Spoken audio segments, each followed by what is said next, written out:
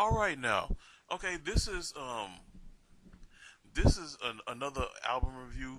Like on this video, I'm reviewing the classic album by Godsmack, the third album called their third album called Faceless. This album was released on April 8th, 2003, and it introduced Shannon Larkin, the former it introduced the drummer Shannon Larkin, who came from the band Ugly Kid Joe.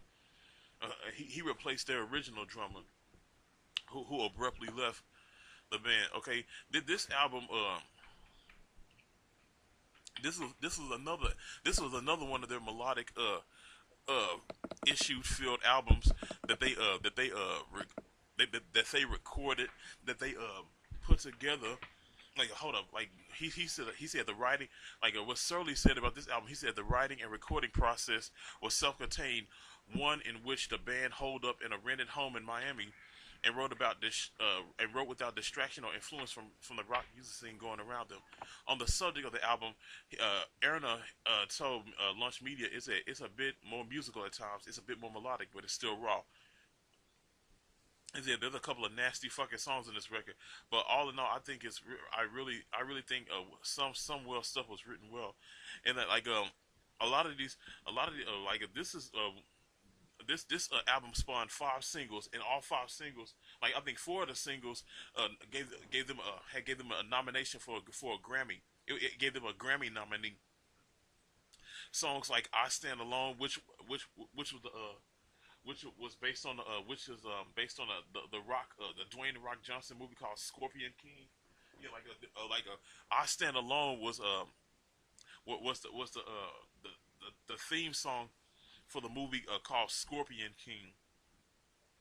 And like it was songs like Realign, Straight Out of Line, and Serenity. It gave it that feel. It gave it that kick. Like I think if you, in my opinion, Straight Out of Line was their best song to date. They came out with other killer songs, but this was their best song to date. Like I don't know if Sully thought that it was gonna make that type of a feel, but actually it did. It had that type of feel. Songs like Straight Out of Line, Faceless, Changes, Make Me Believe, uh, Realign, I Fucking Hate You, Releasing Demons, Dead and Broke. It gave that melodic groove rock feel to it. It gave you that substance that Smack was known for. Even though they were still being people were still becoming coming well known, or just getting caught up to Godsmack. They solidified their place. They solidified their place with this one single album all by itself. With songs like Straight Out of Line, Realign, I Stand Alone, Serenity. Like I think Serenity uh, was an hold up. I think if I'm not mistaken, uh,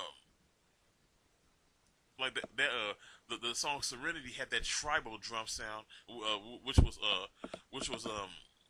related to the tribal feel of their past hit called Voodoo. It had that feel, it had that vibe to it, and like did, man, it really, when I first heard this album, it moved me. It like it made me feel it. It made me become. Maybe it made me feel it, that alternative metal, a new metal vibe that they produce. Like this is like one of those bands from New England. Like a lot of those bands that are from the New England area, they all sound the same, but like Godsmack stood different from them, especially with his with Sully Erna's approach. And Faceless was a good ass album. This was an excellent album, and like it received so much acclaim and so much notoriety.